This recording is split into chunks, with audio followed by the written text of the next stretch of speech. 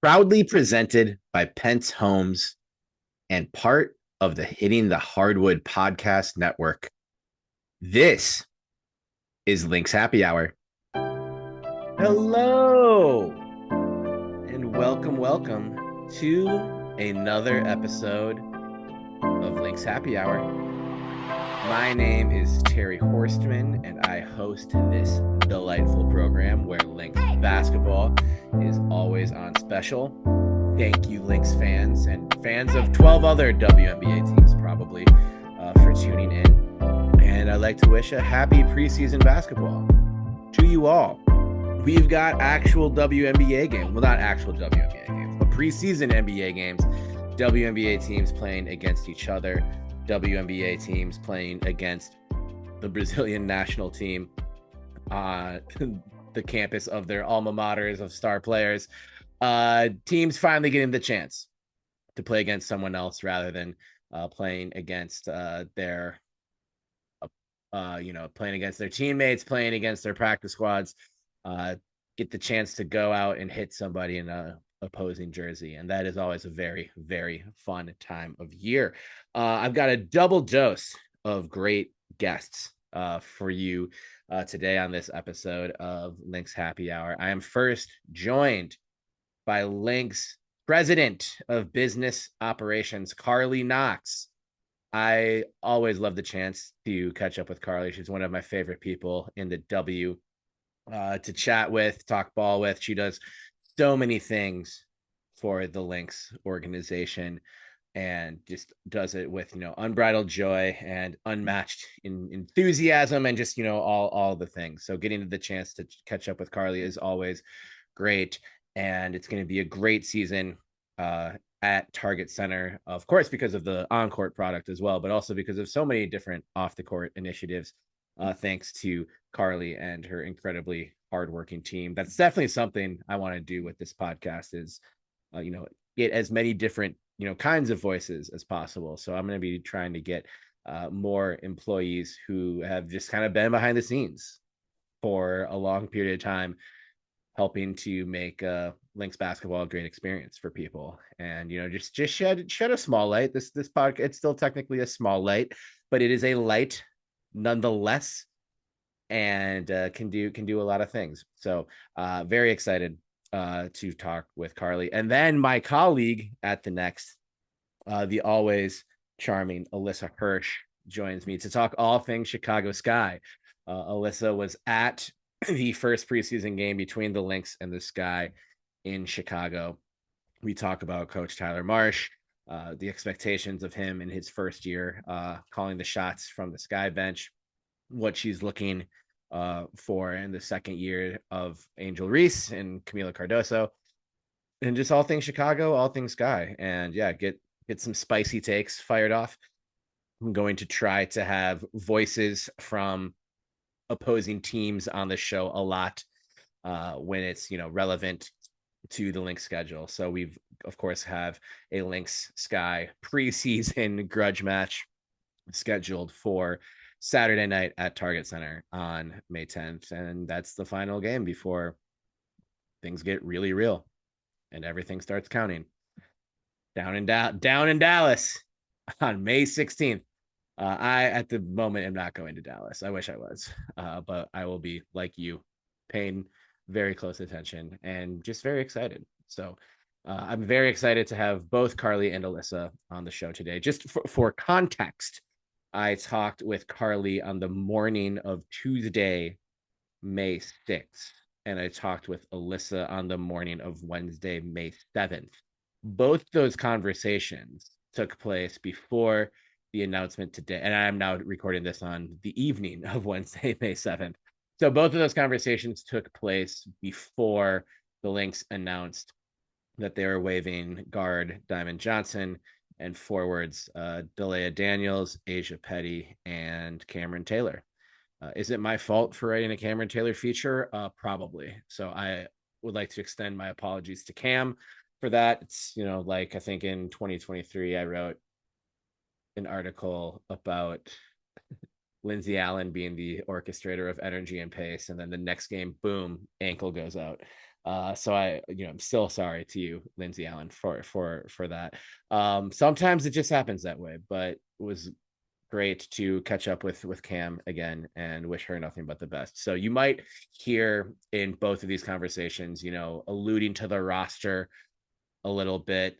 We listen, I don't get too much into cuts and final roster predictions or anything like that, but there's definitely a couple mentions of players, and those were all made at a time when the Lynx roster stood at 18 total names and not the 14 that is it is at right now, which I don't expect there to be more cuts before a final preseason game, but I don't know, maybe they just figure something out and know it's there's no time like the present. So if there is another cut between now and when this episode goes up at happy hour time on Thursday, see that's why the show is called Lynx Happy Hour, because if it gets published, it means you need to leave your job and go to happy hour and talk about the Lynx. That's kind of the double entendre here.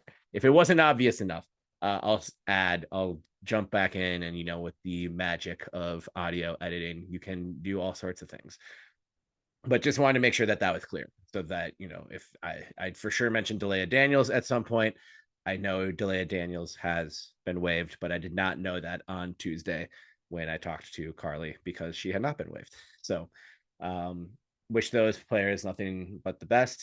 And God, this roster, I even trying to get it from 14 to 12 right now is it's making me sad. Like it's Cheryl does not have an easy job with this. I think it's been a super competitive training camp, like like you want.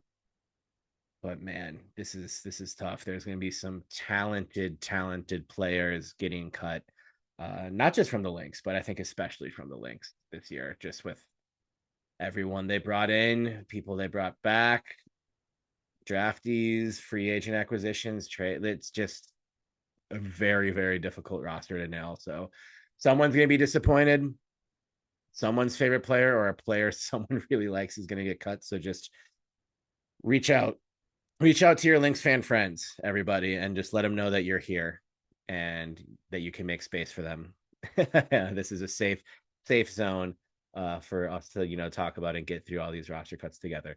That is quite enough from me for now to start this episode. So let's get into my wonderful conversations with Carley, followed by visiting with Alyssa Hirsch to talk all things Sky. Keep it here, Lynx Happy Hour. This episode of Lynx Happy Hour is brought to you by Pence Homes. The team at Pence Homes has experience working with first-time home buyers, folks selling their first home and buying their next place, to people looking to downsize. With the best tools, technology, and trusted vendors to help with any home project, Pence Homes is a top choice for buyers and sellers. For more info and to set up a time to meet with Nate and the team to talk about your home buying or selling needs, visit pencehomes.com. That's Pence, PENEZ,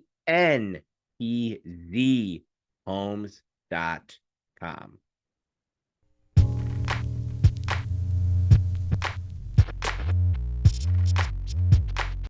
All right. Right now, we are pleased and privileged to be joined for the first of hopefully many appearances on this show by the Lynx President of Business Operations, Carley Knox. Carley, thank you so much for stopping by. How are you today?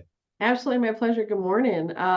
Doing great. We're tipping off our 2025 season today, with our preseason game here in Chicago, and so excited to finally see this team get up and down the court this year. Yeah, happy preseason opener. Should Thank you remind to you this as well. the listener, this is going up on Thursday, May 8th, but we are talking on the morning of May 6th. So there hasn't been a preseason game yet, but there will be one tonight and another one in a day or so as we record this conversation. So, training camp's always super fun, but especially with having a good mix of players coming back and some new pieces meshing in as well. It's a fun point in the preseason where you get that, it's been 8 or so days of, hard, intense training camp practices, and then you get to tip off against another opponent. So I can't wait to watch tonight and to be in the house on Friday as well. And a good or a fun element of this preseason is both games on TV, easy to Yep. find. FanDuel Yeah. Sports Network. We had great Sloan Martin on the show last week talking about the radio broadcasts. Yeah. And that is not has not necessarily always been a thing this year, where all preseason games have at least some kind of television broadcast attached to it. Shout out to Lynx Twitter Hall of Famer at Hey It's Allie, who was the fan who just put the game on her phone She in sure the house did. last year, and 2 million people tapped in. So I said it last week, but the league owes at least like a consultation fee or discovery fee to Allie for the service she provided. But just how it's a long time coming, but just how exciting is it just to for the league to be able to take that step? Yeah, absolutely. I think the league was finally listening to our fan base. Like this fan base is just absolutely ballooned. People are so excited about the Minnesota Lynx, about the WNBA as a whole. And props to Hey Allie, even though I shouldn't say that as a president. But it's just a testament to how many people were really, really interested in Chicago and seeing our matchup against, the Chicago Sky and Angel Reese and Cardoso. And so we're really excited to kind of bring that back again this year and play them here in Chicago tonight. And then on Saturday, it's amazing to be able to say, like, hey, every single one of our games you can watch on TV, whether it's preseason and, our non-nationally televised games. Obviously, we'll be on FanDuel Sports North again, and then all the nationally televised games we have as well this year. So you can watch every single Lynx game, including the preseason game on television, which is absolutely awesome. And I'm so excited for all of our fans to be able to experience that across the country. For sure. And also, like I had Sloan on last week, the radio element was a piece of that broadcast. Information that went out last week. It's just another step forward in accessibility and Yeah. getting it in front of. Is there any other kind of on the broadcast front, like anything that fans should be aware of? Places they maybe couldn't find the links before that they might be able to now. Or just is there anything else that fans should know as we gear up for a pretty what is promises to be a pretty iconic season? Yeah, I mean, obviously you can watch our games live either on FanDuel Sports or on our national TV schedule, which obviously we released last week. Obviously, you can listen to all of the games as well, and we're so excited to have Sloan back behind the mic. She truly is, one of our voices of the Lynx, and so well informed, so passionate. Sloan is just absolutely awesome, and we're happy to have her do the season, behind the mic for our radio broadcast. And then obviously after each game, you can go back and watch them as well on live access to the WNBA app and stream that through live access. So many, many places to enjoy our games, and obviously coverage being at a height right now in terms of the WNBA and media and just excitement around the team as well. So many places to access the team. For sure. And you'll want to, because coming off of what was truly a special season, it's going to be another truly special season in Minneapolis and beyond for sure. So just Absolutely.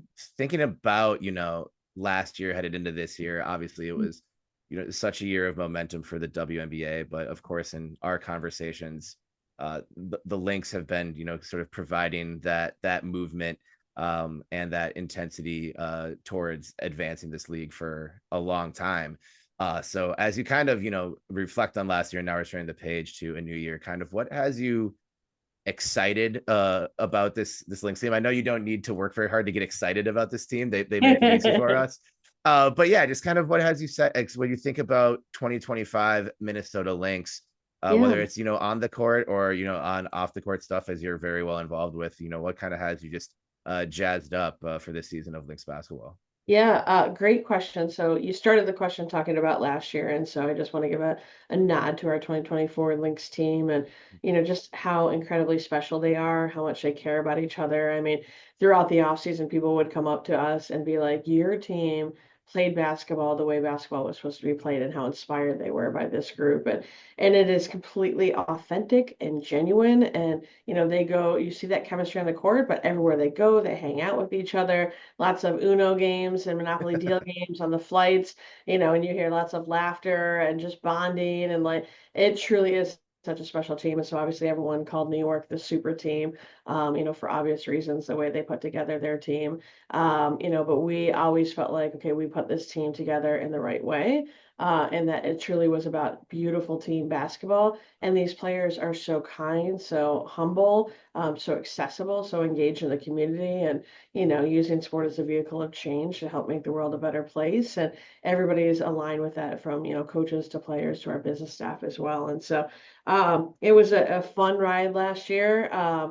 Crazy how it ended, and lots of big feelings still remain around that. But props to our fans. They really lifted us to such a special place. And, from each of our playoff series, God, that Connecticut playoff series was such like a knockdown, drag out series. It's unbelievable. The New York series, same. Like, it was just like crazy. It was like you're watching a movie, how it all played out. And, we won't spend too much time talking about the end, but obviously, our fan base is incredible. The crowds that we had, the biggest crowd in the history of our franchise during those finals, bigger crowds than they had in New York. We did a whiteout with our tees, and every single fan put those tees on, and like the picture of those final shots of Target Center having one of the biggest crowds they've ever had in the history of that building, with all white tees. I mean, it was just unbelievable. And for them to see us get that win and go to a game 5, and, take it all the way down to the wire. And then we won't talk about what happened. What we can talk about is I've personally been calling it our 2025 revenge tour for many reasons. Mhm. Obviously not happy with the way things played out at the end there.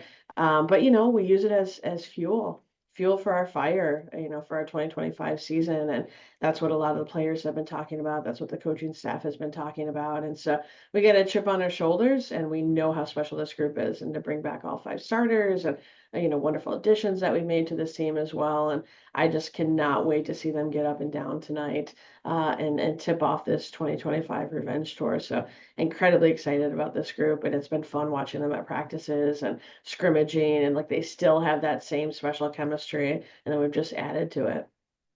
For sure. And I think that brings up a lot of good points. I didn't run the math in my preview on every single team, but this team has about, 90% of the minutes played last year were played by players who are all coming back.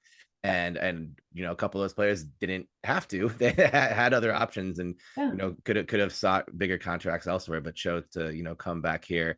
Obviously, additions. Jessica Shepard is someone with a history here. absolutely. Some other players have played with the returning players either abroad, or have played with Cheryl.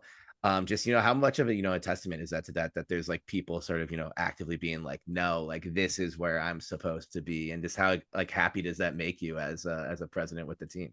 Yeah, I mean, it's a testament to the culture that we've built here, for so long, from our first year in 2010 to, the dynasty years, winning 4 championships in 7 years, to those players that were part of the dynasty wanting to come back and be a part of our coaching staff, from, Lindsay Whalen, Rebecca Brunson. I mean, I look out my window from my office, and watching, Way and BB work players out. And I'm like, do people understand the legends? Like, do our current players understand the legends that they're learning from, between, Cheryl and Eric Tebow and Lindsay Whalen and Rebecca Brunson? Like, watching them learn from these, Hall of Famer, legendary players and coaches, like, I'm just like, wow, like this is special, because people keep wanting to come back, and they want to be a part of this incredible culture with the success that we've had.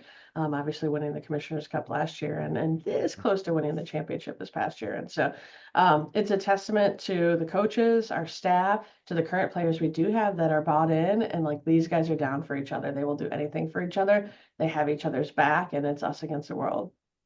Yeah, I asked Delia Daniels that on media day, because coach had mentioned that both Lindsay Whalen and Rebecca Brunson were like, if she's there when we were picking at this stage in the second round, like they really were really excited about the idea of bringing her in here. And then just asked her about getting like that level of confirmation from players like that, and also have them be your coaches. And when you're scrimmaging at Target Center, their numbers are in the rafters, kind of hanging over you. Just the reminders of just greatness, and the just dynastic expectations are everywhere. Yeah, um, I mean, it is multi-generational, like the impact, and it's so incredible to see these young players be able to learn from these legends. And One other thing I just thought of is, Mhm, you mentioned some of these players we've added to the mix this year. Jess Shepard is looking awesome. We're so excited to have mhm, her back with the Minnesota Lynx, and it feels like, her homecoming. So excited to see what she's going to do this year, and really excited to add Carley Samuelson as well. Obviously coming over from our trade with the Washington Mystics, but like both of them have just fit in so seamlessly, with our returning players, with our star players, and the chemistry already. Like they're just fitting. The cultures are already built, and we're just adding people that like would buy into that same culture. And so, mhm. so excited to see what they're going to do this evening. Yeah, Jess has looked pretty impressive, and she's always been good and always Yeah. been strong. Yep. But a few of us, just chatted with her like earlier, like, have you always been this ripped?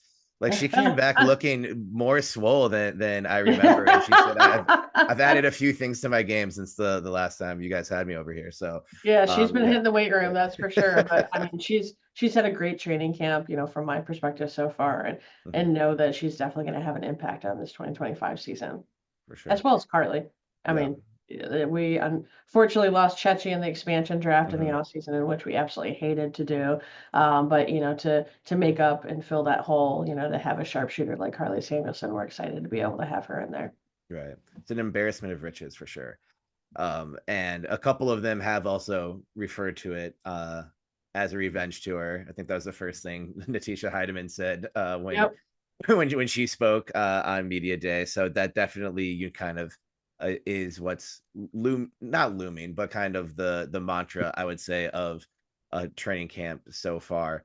And just that championship mindset. And for someone in your position, you work with a lot of people who you don't step on the court, but obviously do a lot for the Minnesota Lynx, and a lot of people who put in a lot of work to make sure that fans could have the special experience with this team that they did last season. And I've been in front offices before and know how like truly heartbreaking, or you can imagine how truly heartbreaking a moment like that is, Mm, from the way last season ended with all the work that goes in behind the scenes. You mhm. thinking about championship mindset, the public often just kind of thinks of like the coaches and the players, but when you're trying to bounce back from a season like that and make ensure that the standard's the standard and this season's even better, Yeah. how do you sort of preach that within the halls of your offices and to employees, and make sure that that championship standard is being met across through every element of the organization? Yeah, bottom line, everybody believes in this group and this team. Mhm. Bottom line, from each of our different business departments to our coaches to the players believing amongst each other as well. Like everybody is bought into this culture and believes, and they're so passionate about it. We won't talk too much about the trauma of what happened last year in 2016, but there's some great shirts out there on Etsy that I want to give a shout out to. And you know what I'm talking Yep, about. yep. But like it is such a culture where everyone's bought in and believes in this team and believes in this group and believes that it's our time. So everybody is just heading in the same direction, which is exciting, including our fans. Like, our season ticket member base is absolutely ballooned, and we're so excited to hit historic numbers this year in terms of our full seasons and our partial plans. It is going to be rocking in there. We've already sold out the lower level and well into the upper level for our home opener this season, which we haven't done in quite a long time, which we're excited about. Paige's first game, obviously, back in Minnesota. And so, going to be really, really fun, welcoming her back to Minnesota, but then also welcoming our fans back to this journey with the Minnesota Lynx this season. And so, I think everybody believes and they love what the Lynx are about and how special this group is and how much they love each other. Definitely. Yeah. It I'm anticipating a pretty raucous environment on Yes, for every game. Lynx fans always bring the noise, but I was just like absolutely. looking at the schedule. It's kind of like, all right, this one will be crazy. This one will be crazy. This one. Yep. So definitely, yeah. I have never brought earplugs to a game, but I might need to start. We'll assess that as we get further into the season. Our Um, fans are heated and they're passionate. They have similar trauma to what we went through. So they are chomping at the bit to get back into Target Center and show everybody what, whose house our house is all about. for sure. Um, that's excellent to hear about, the ticket numbers, and just breaking previous records. I'm not surprised. That seems to be, something that this organization is very good at. And then another element of last year too, there was, I believe, I was trying to find the release. I know there's one particular one I got from Danielle last year that kind of referenced like, oh, the number of partnership activations has been, Yeah. up, 50+% year over year, like going through each of these years. Just, and I know there's been a couple, announcements recently as well, continuing a partnership with US Bank, and some other, big name sponsors. Just kind of, what does this season sort of look like from the business relationship standpoint? And are there, do you expect those that trend of those numbers to continue? And not that I want to push you to break any news on my podcast at all, but if there's any kind of new partnership, even if it's just like, yeah, the new announcements of new partners is coming, or if there's anything that this has you excited about on that front. I'm very, very excited about some of our upcoming partnership announcements, but I think our PR team would be very angry with me if I ruined Fair their enough. Fair enough. ability to announce. But yeah, we've already actually hit our partnership goal for the 2025 season, which is awesome. Mhm. Continuing to have great conversations. So many partners right now just absolutely believe in women's athletics, and they're absolutely exploding. And it's always been a movement, but we're definitely at an incredible inflection point. Also, when some companies are turning away from making an investment in diversity, equity, inclusion, many others are turning around and putting their stake in the sand, and believe that women's athletics are a wonderful place for them to emanate their values to the community, to lean in, to be a part of the change. So I am so, so excited about some upcoming announcements, but I can't spill any beans, unfortunately, Terry, on your That is podcast. But yeah, it's continuing to balloon, and obviously best numbers we've ever had in the history of our franchise in terms of partnerships. So excited about many big announcements on the horizon that will continue to be announced as the season kicks off, tips off, I should say, and continues through the season as well. perfect. That just means we have to have more conversations throughout the season when those I'm announcements down. come. And yeah, and that's that makes me happy as well. Is it, Yes. common, you've been, in this, leadership role for, now this would be season number 16 for you, Yeah. yeah. Season 16 for me, and then 21 total in the W. I was Right. previously with the Shock and the Pistons.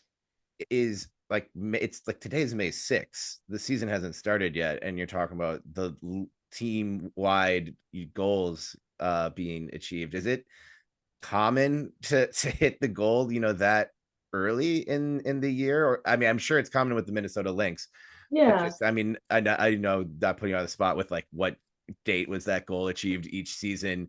absolutely. But yeah, is that like, are you normally like this, like, I don't want to say satisfied, but like pleased with the way things are going on that front on May 6th of a new Yes. league year?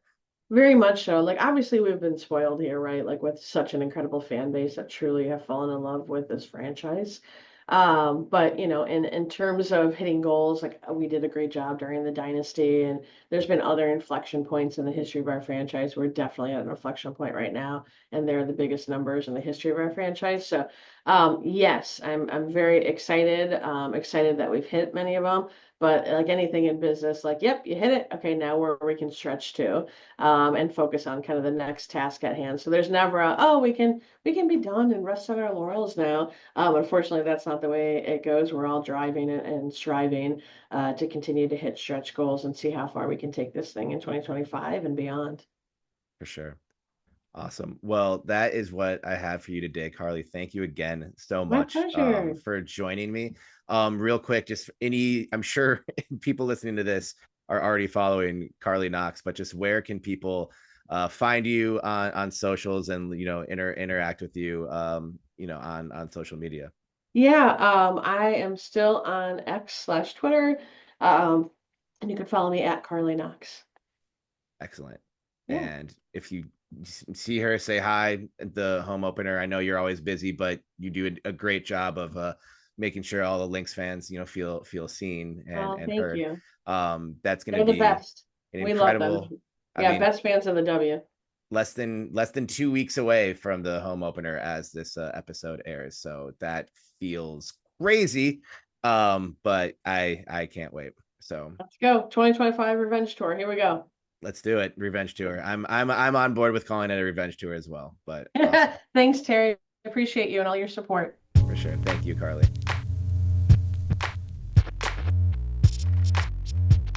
Lynx fans, very excited, making her Lynx Happy Hour debut. My colleague at the Next, the great Alyssa Hirsch, our Chicago Sky reporter, coming to you from Chicago itself, one of the greatest cities in the world, one of my favorite cities in the world. Really, we'll probably talk a little bit about the Lynx's mid-season road trip where they get to double dip in Chicago. I'm planning to be in town for that, but went to the game last night. Her Chicago Sky preview published this morning. Go read that right now or whenever you're done listening to this. It's Alyssa Hirsch. Alyssa, how are you? What's up, Terry? I'm very excited to be here and to talk to you. Why do you think Chicago is one of the best cities in the world? I lived in Chicago for a year and some change back in, I don't want to date myself here, 2013 into 2014. And I just loved it. I love, like, it has several of my favorite neighborhoods. Shout out Roscoe Village. I love I every year I say, when I like think about travel, I always want to just go to Chicago, of course, because it's just a hop, skip, and a jump from Minneapolis. And I say, I'm just gonna go. I'm gonna fully unplug from all the various jobs and just write and work on creative projects and like stay in Roscoe Village. And I call it my Roscoe residency. And I've never actually done it, but I love Chicago, lived there, love the food scene, love the people. And growing up in the Midwest, it's kind of like the Midwest just kind of revolves around Chicago a little bit. It's like, kind of like it's cooler than everywhere else in the Midwest. It's like our one world-class city, and everyone else is just like kind of trying to be Chicago without admitting it. I'm losing Lynx fans left and right here right now. I can tell. I love Minneapolis and St. Paul so much. I'm never leaving, but I did love Chicago, so I will I always have a piece love of my heart. I love Minneapolis. In college, I went to college in Iowa, and I met Hmm. so many people from Minnesota and Minneapolis there, and they were just like the coolest people. Nice. Or maybe they weren't the coolest, but they were the nicest, and just Sure. like That's kind formed of our really thing. like deep, beautiful relationships. And so Okay, that's I great. been to Minneapolis a ton, and I love it. Nice. Where'd you go to college? I went to Grinnell College. Do, Okay, do you know yeah. it? I do know Grinnell. I have Yeah. never been, but yeah, a handful of I feel like there's a Minneapolis to Grinnell pipeline. I There usually is big yeah. time. We'll chat about that and see if we have any mutuals off air sometime.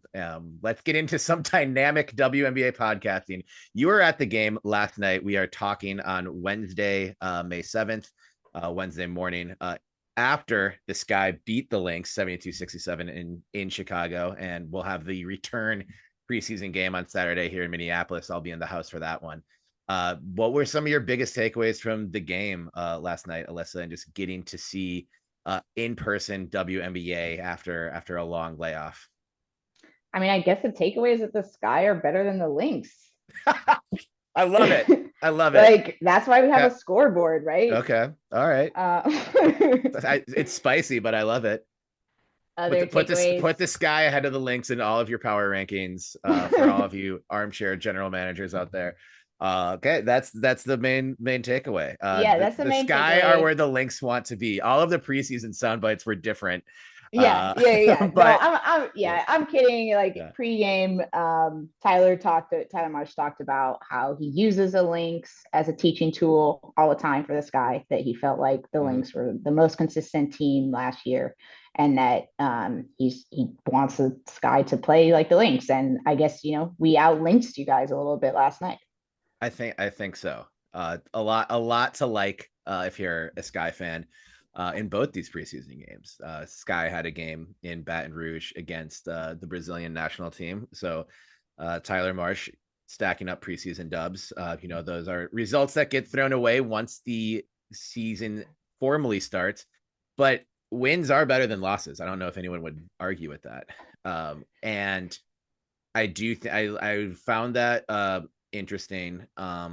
He focus, because we're going to talk a lot about the offense and what the how different the offense will look under Marsh compared to how it looked under Teresa Weatherspoon last year. But he also, in that pre-game press conference, he talked a lot about Lynx defense and the way they, fly around and are just so disruptive. And, a lot of focus goes to the offensive side of things. But Yeah. and they have some advantages that they're bigger than the Lynx, but Yeah. then can Yeah. also have some athleticism and length on the perimeter as well. So like, what did you through these two end of their preseason games, but they did hold the Lynx under 70, and that's a win. What have sort of been your impressions on how the Sky have looked defensively, and how that might form how they'll play in the regular season? Yeah, I don't know a lot about their team defense yet, and I'm curious to hear from you, like how the Lynx does it, because I do think Tyler wants to Mm-hmm. kind of emulate some of that.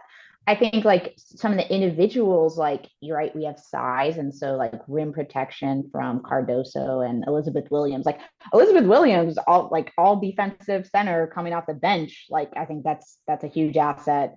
Um, Ariel Atkins, who we just went out and got in the offseason, 5-time all defense. Haley Van Lith was actually looking pretty good on the defensive end. So I think, like, they definitely have individuals who are defensive minded on the team. And I think that'll be good. As far as like how it's all going to fit together, I don't really know. How do the Lynx do it? Like, what are their like tenets It's and philosophies? um it's a great question. Definitely lead with defense. If you can't play defense, you're probably not going to play for Cheryl Reeve very long. That was a big problem in 2022, which was the year they played almost entirely without Nafisa. And it's just, like it. Laugh when teams try to switch on the Lynx, because it's just like, okay, like you really think this is easier getting off of Courtney Williams to Kayla McBride? And last year the Lynx forced a ton of turnovers, and I think it was just kind of natural, because I talked to Cheryl Reeve about this. Sometimes steals can be a tricky stat or a misleading stat, and it's never been the type of team that's like, hey, we want to lead the WNBA in steals and takeaways. But by them being so disruptive and being formidable at every level of the defense, they will generally be a smaller team, especially when they play this guy. Camila Cardoso is bigger than Alana Smith. But I don't know if she's tougher than Alana Smith, because I don't know if anyone in the world is tougher than Alana Smith. Oh, So that's kind of, that's how much I think of Lan. So it's just like kind of like, we're going to be tougher than you. We're going to be in every passing lane, and we're going to just generally make your life hell. And doing that, well, I'm not going to call them small, but it's not, emphasis on size, which is a contrast to how the team looked when it kind of was built around Sylvia Fowles. So it is a little bit different. There's been lots of iterations of Cheryl Reeve defenses, but they've almost always been very, very good. So the results speak for themselves, and I think that's a good person for Tyler to emulate. So props to him. And they gave up 72 against Brazil, and then 67 against the Lynx. yeah, that sounds right. He's off to a Yeah. good start. He's off to a good start. I mean, I remember last year, I feel like the Sky's defense, in the first half of the season, the Sky's defense was actually pretty good, and it was because they were forcing turnovers. But it does get tricky, because like they kind of stopped forcing turnovers in the second half of the season, and the defense was like went kaput. So it's I you don't want to be too reliant on it.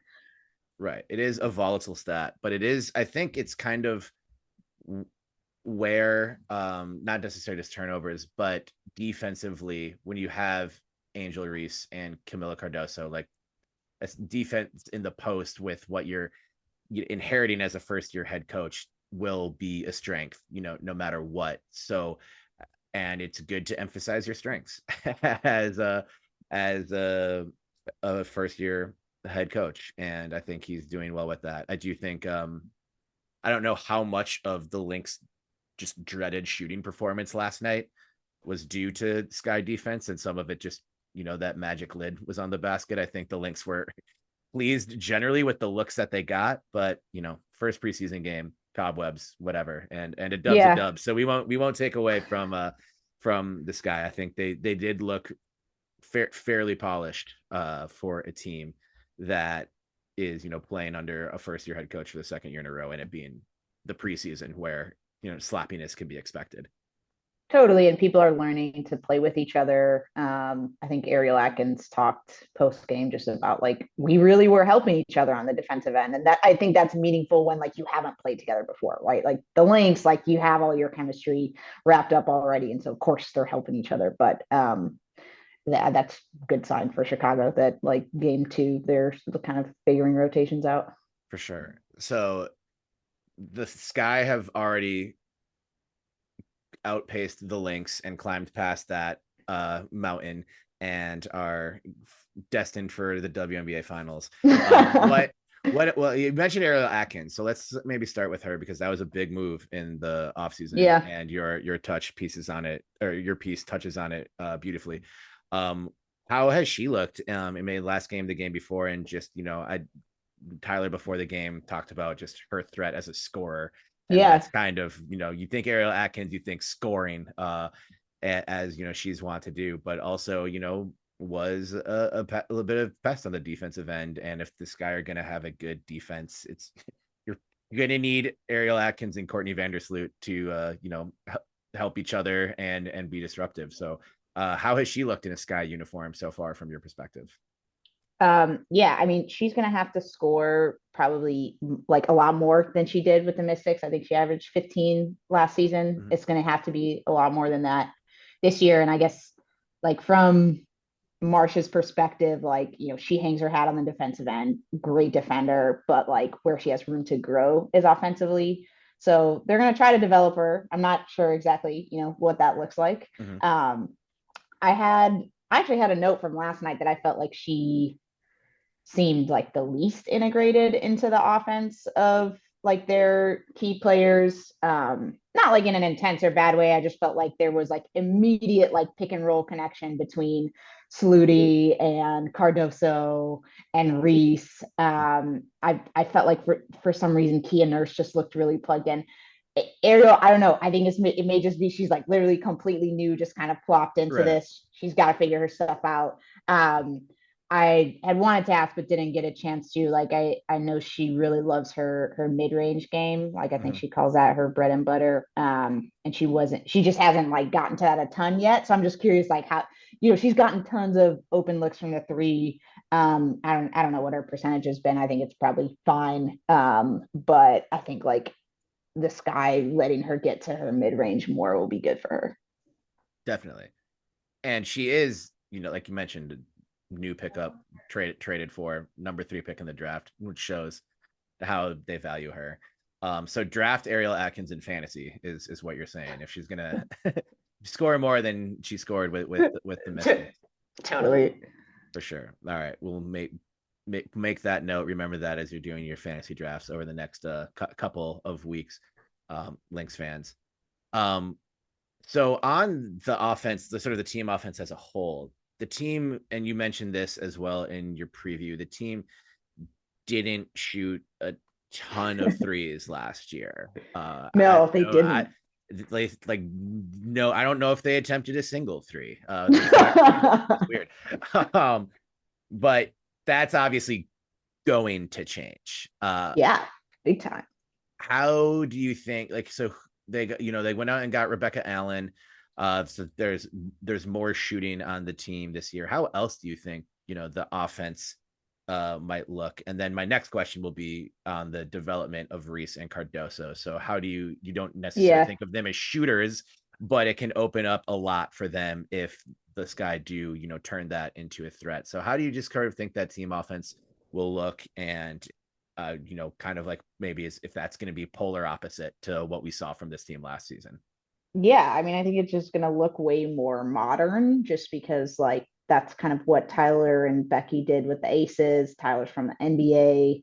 So those are kind of his influences. So like pace and space, those are the words, and that's what they're gonna do. They're gonna play fast. They're gonna get. I think they've taken more than 25 threes in each of their preseason games. So, and that was about what the Aces did last year. So I think that's what we're gonna expect to see. A lot more pick and roll action. Like I don't know, it was just last year's offense. It was just a little odd. Like they weren't running a ton of pick and rolls. They weren't shooting a lot of threes, and it was just. I mean, the roster wasn't perfectly constructed last year, and so there were limitations. Right. Like Kennedy Carter was their best scorer, and she just doesn't like taking as many threes. She loves to score from the inside. So part of it was that. But yeah, I think that was like the overhaul this year. It's just like kind of make the roster more suited to modern style of play, bring Tyler in, who has kind of like run this with the Aces and other places. Yeah. Yeah, they shot 26 threes last night, and the average was 14 and a half last season. So there you go. Is that's quite the jump. And if they start hitting, that can be dangerous. Being around the team, what have you seen, from Angel and Camilla now going into year 2 of their respective careers? They were both had pretty successful rookie seasons. That's a bit of an understatement for Angel, who had literally the best rebounding season in WNBA history last year.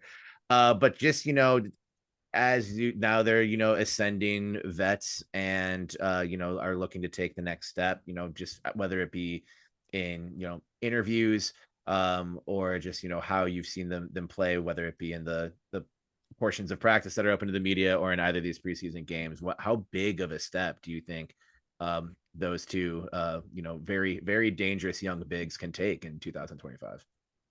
Yeah, I feel like a lot of people who are around the team right now are kind of like, this is Camila's year. Like Angel can of course take another step this year, but like I feel like she already started off so like with such a bang that the contrast is interesting. Like Camila had a good first year. Like I think she, averaging like 9 and 7 or something. That like for most players, that's great. But she didn't always look fully comfortable.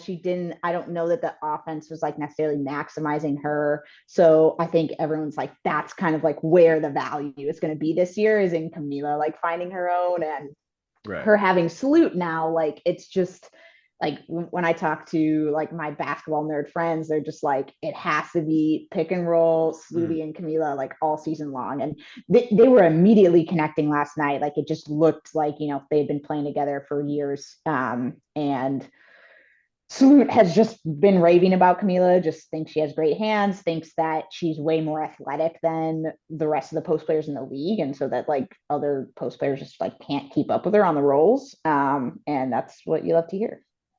Yeah. And I mean, that's high praise, coming from one Courtney Vandersloot, who has, seen it all. So with having Sloot back, it kind of seems like she's an ideal veteran to pair with, these young players. And I want to get to some off the court stuff with her as well, that I read in your glowing preview. Again, masterpiece of writing, Alyssa. Can't say enough about it. But so, Sloot got kind of relegated to a bench role in New York last year, and now people are just, questioning how much, left in the tank, and just how has she, looked from your point of view so far in these preseason games. And then you met the pick and roll with Camila. Like, what, from a basketball standpoint, what does she, unlock about this Sky team that could have been missing in the years since she left Chicago? Yeah, I mean, she's just like really good at reads off of the pick and roll, and like the way that teams have to guard her, it just kind of opens up opportunity. So just like that in itself is really important. Okay, what else did you ask about? You asked about Sloot. Well, and just in general, but like the thing she, adds to this offense, because she will be expected to, play a lot, and it's wise. She's aging like a fine Bordeaux. So I don't say it to Sky fans that Terry's on here doubting Courtney Vandersloot. I'm not saying that. Yeah, no. I mean, that's like I wrote in my season preview, like, does she still have the juice? That's a huge question because to the Sky, like she was kind of the key. She was like the first domino to drop or whatever you want to call it in the off season. Like they got her, and then that's like they built outward from that. They brought in Ariel Atkins so that she could have somebody on the wing, you know. So whether or not she has the juice is like a big question. And I think, preseason, she's looked good. She looks like herself still. Jeff Pagliacca, the Sky GM, told me like she can still slice it up. And so that's what they're expecting. I'm sure that's what she's expecting, right? Like part of why she went to the Skies, because she thinks she can still play at a really high level. She doesn't want to, sit behind Liberty players. Like she wants to be running the show. And we'll see how it looks. Having her around too is just, I think, very helpful for a player development. There's young players on the Sky, and Courtney has seen a lot of different iterations over the years. And in your piece, you mentioned there is what will be a sparkling brand new practice facility coming.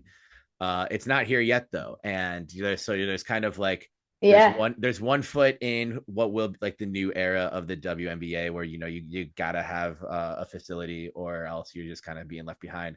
But then this other era in like the time where players were doing their ice baths in literal garbage cans with the GM or president filling it up. And so Sloot saw all that. So I think just like from like that kind of like mentality, like, for these players to truly understand how far the W's come and just how many like organizational advances have been making that. I enjoyed a lot of, the quotes from Sloot in your piece about that, because they are still where are they currently practicing? Behind some mall in Deerfield? They practice in a mall behind the dump furniture outlet, which I actually went into the other day when I was waiting for practice. Just I'm moving in a month, so okay. But yeah, no, like the Sky are very like poetic in where they're at right now, because they are still like a little bit stuck in the past era. But they have so much on the way. The future is literally under construction. Nice. I like that. Did you find any deals at the dump furniture outlet? There was a salesperson who talked to me for like 15 minutes, and I think I had like 17 minutes before I had to get back to practice. Okay, so, but now I fully understand the dumps deal schemes and how it all works. I can't believe there's a business titled The Dump. Isn't it crazy? Yeah.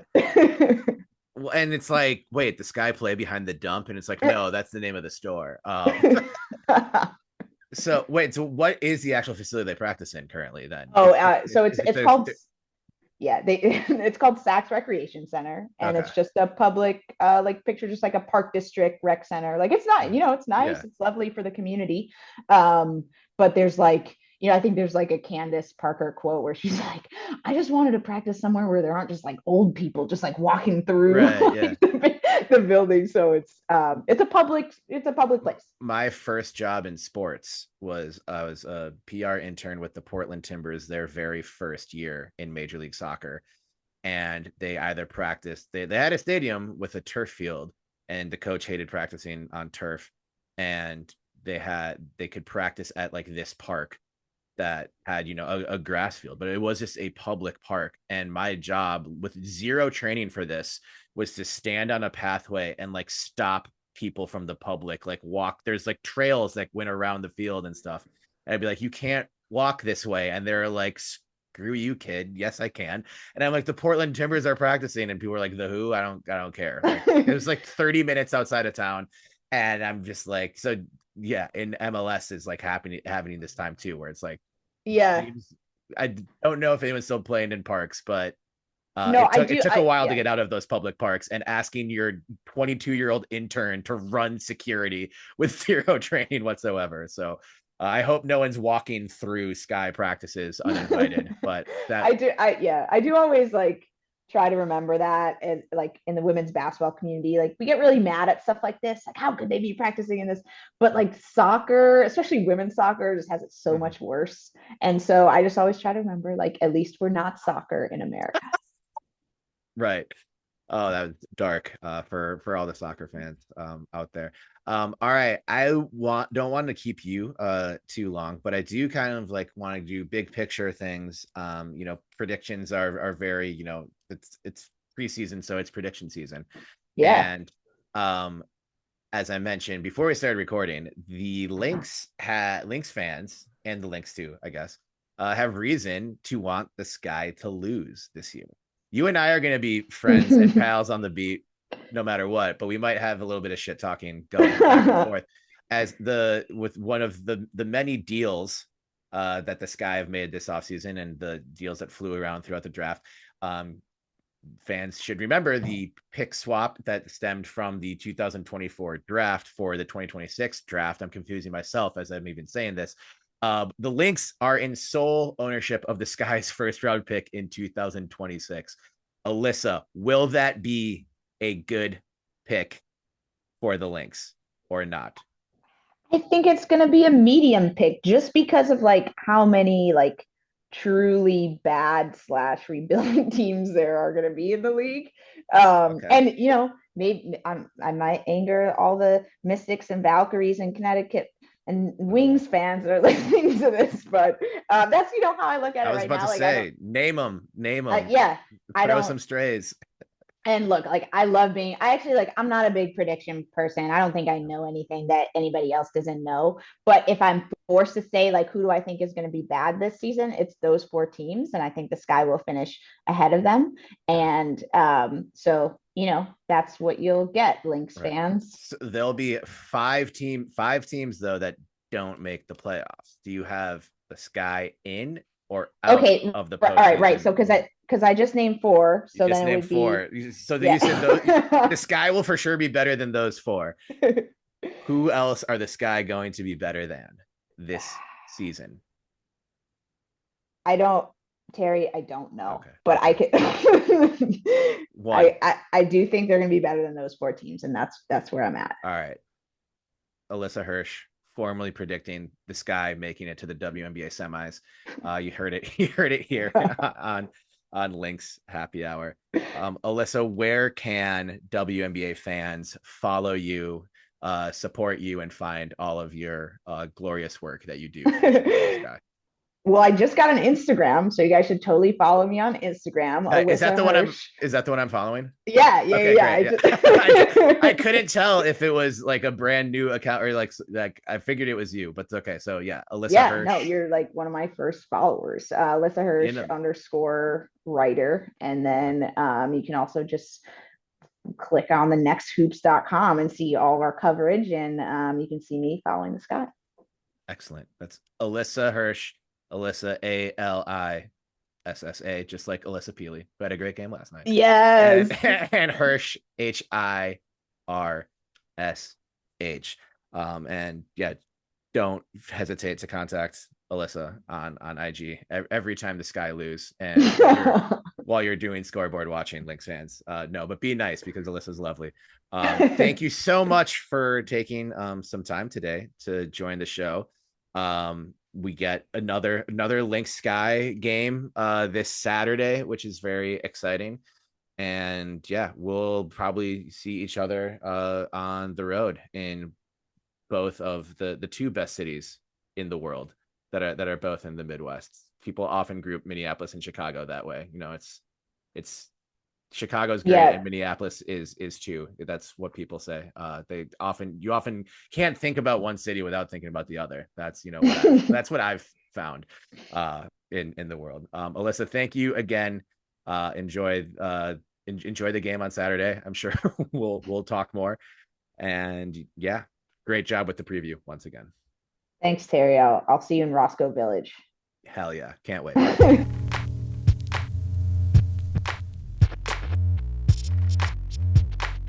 That does it for another episode of Lynx Happy Hour. Thank you so much to Carley Knox, to Alyssa Hirsch. Go follow both of them, support their work. read about women's basketball, follow the Next, and read every other WNBA preview we've got going up on the Next. I believe we published my colleague Bella Mudson's preview on the Seattle Storm this morning, and we've got Michelle Smith's on the New Kids on the Block, the Golden State Valkyries, was a recent published preview as well. So get over to thenexthoops.com and consume all of the content that we are publishing over there. Please follow, like, and subscribe. Give the show 5 stars while you're at it. Share it with a friend. Both of those acts help grow the show a lot, and I sincerely appreciate it. I am very excited about some future episodes. We've got some booked multiple guests for future episodes coming up, and this will be kind of the last preseason heavy episode. The next one's coming out the night before the season opener. So yeah, it's coming thick and fast, and we're loving it, and it's a great time of year, great time to be a Lynx fan. Lynx Revenge Tour. You heard it from President of Business Operations, Carley Knox herself. So start making the shirts, get the hashtag going, Lynx fans. No one does that stuff better than you. So thank you again for listening to the show and for subscribing and for all the support so far. I am having a blast.